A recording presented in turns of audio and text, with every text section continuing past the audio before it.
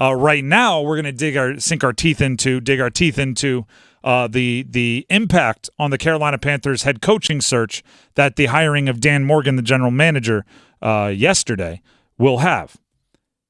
Here's where I stand on it. I think it's a good litmus test.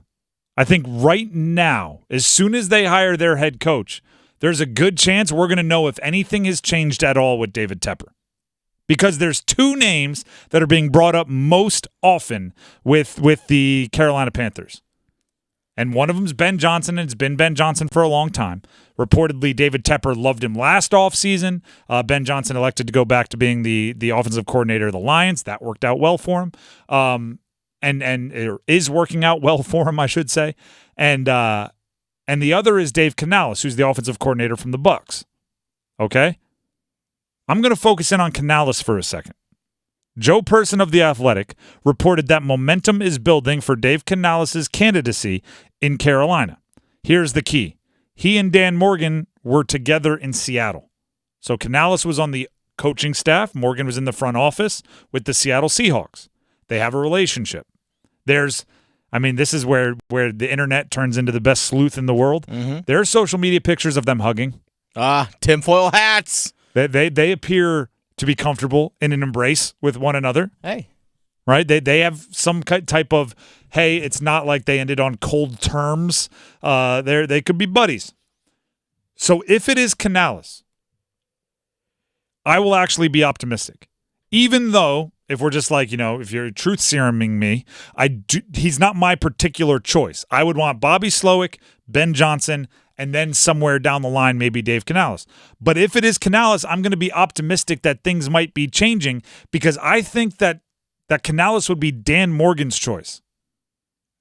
I do not think he's David Tepper's choice. We haven't heard Canales as any kind of front runner until Dan Morgan was named the GM, and then all of a sudden we see these reports from Joe Person. Then all of a sudden we see these other guys aren't being mentioned as much. We're not hearing about certain guys that were very, very often talked about pre-Dan Morgan's hiring. I think if Canales is hired, that might be the best signal that David Tepper is at least trying to get out of the way and trust somebody else. I'll take that, right? For the last almost 24 hours now, for the last 22 hours, I've been pretty against the Dan Morgan hire. If hiring Dan Morgan is the thing it took to get David Tepper to go to his side of the building and stay there, and show true patience and not show meddling and not show his need to have his fingerprints on everything, I think I might take that. I think I might be optimistic about that. I saw this take on social media, and I actually kind of liked it. I want to know who talks the most, who explains the most at the head coach hiring press conference.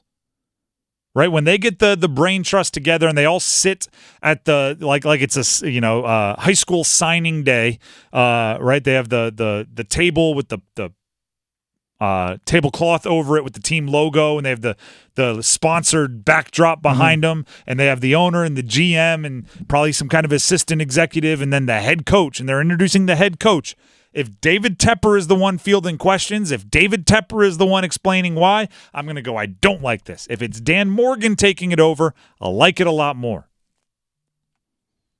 I love the idea of getting what we have called the four horsemen of the organization in better alignment. And that's not just with the Panthers. Every football organization has what I call the four horsemen of the franchise, which is the owner, the GM, the head coach, and the quarterback. If it took naming Dan Morgan the GM in order to get David Tepper to trust the GM to hire the head coach, that's the best argument for Dan Morgan yet. If there was 0% chance David Tepper could hire an outsider and then say, all right, go get me the coach that you trust, then that's the best argument for Dan Morgan I've heard yet. I love the idea of putting that kind of trust at two of the most important positions in the organization. If Canales is the guy that Dan Morgan trusts with his career, then I think it's got to be Dave Canales. If after talking with other candidates, Dan Morgan goes, actually, I'd really like to trust Ben Johnson with my career, then it's got to be Ben Johnson, but it has to be Dan Morgan's decision. Now, there's two parts to this, okay? There's the trust part, which I've just illustrated, right? Everybody in that line, owner, GM, coach, quarterback, have to trust each other with their lives. They have to really, really believe in each other. The other thing is, and this probably is option A, it's the more important thing, is they have to be good at their jobs. Which is why, I still think the Bobby Slowick, Ben Johnson are my picks. I think they would be the best at their job. But it has to be a sliding scale, right? If they're a 9 out of 10 on how good they are at their job, but they're going to be trusted 1 out of 10 by the GM and owner, that can't work.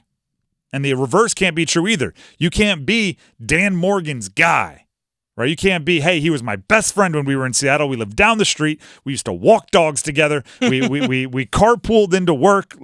We got our Starbucks coffee and it rained because we were in Seattle. If it's his guy, but he's going to be a 1 out of 10 in being good as a head football coach, it can't be that either. You need both.